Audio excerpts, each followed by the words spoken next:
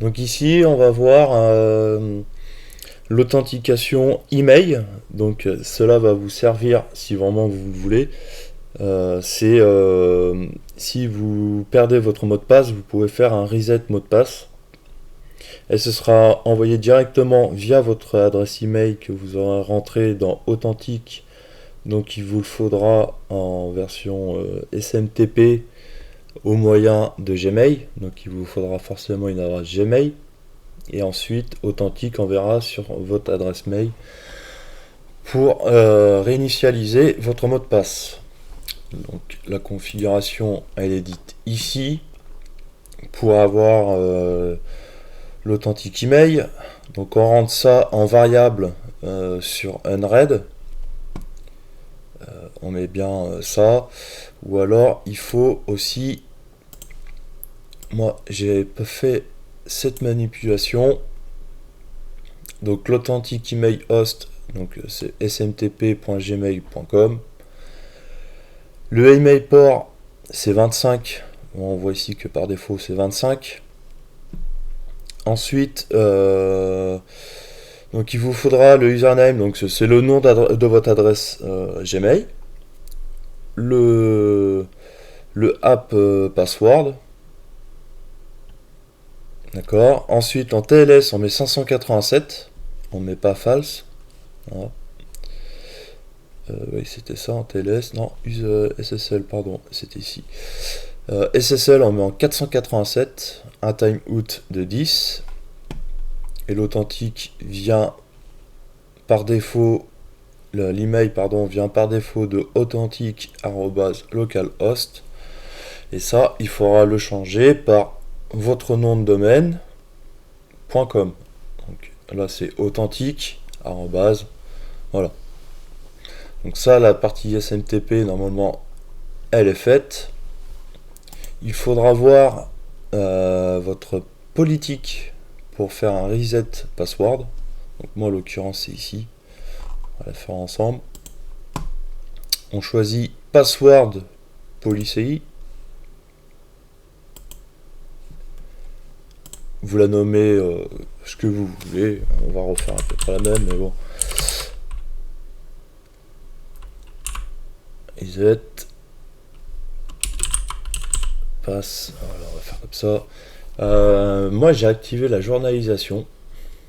Mais comme je l'ai jamais vraiment essayé parce que je ne veux absolument pas d'un mode recovery password, pour la simple et bonne raison que du coup je n'ai pas envie de donner l'accès en adresse mail pour pouvoir changer mon mot de passe. J'ai assez d'utilisateurs en gros sur mon authentique pour pouvoir me changer un mot de passe si vraiment j'ai un souci. Donc en statique, on va mettre ici 12, 1, 1. Vous mettez tout en 1 ici. Le message d'erreur, c'est ça, c'est si vous vous trompez, il va vous dire un message. Par exemple, si j'écris ici, c'est moi qui ai perdu mon mot de passe, prof.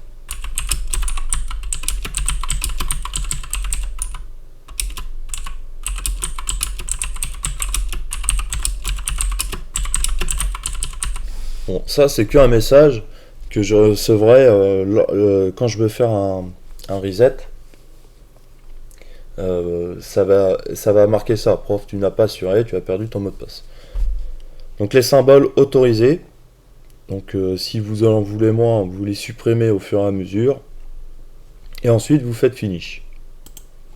Hop, on arrive ici, à peu près, c'est la même chose.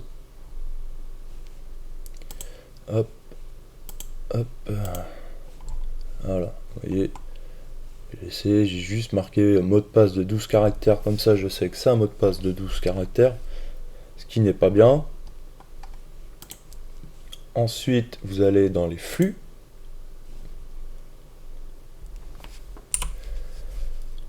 Vous allez créer un mode récupération, donc ça ce sera à vous de le mapper.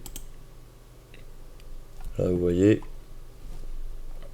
il faut identification, ensuite l'email, le prompt et l'user, et ça renvoie à votre adresse.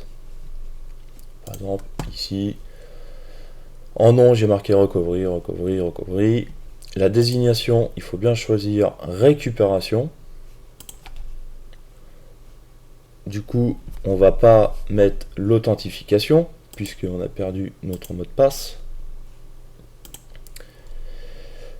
Ici j'ai juste laissé message continu et any. Ça je l'ai pas mis. Vous faites apparence, vous laissez en stacked. J'ai laissé l'icône normale du background. Hop, vous mettez à jour. Et ensuite, hop hop hop, ici c'est bon, c'est fait, c'est fait. Voilà. Ici on va dans l'étape.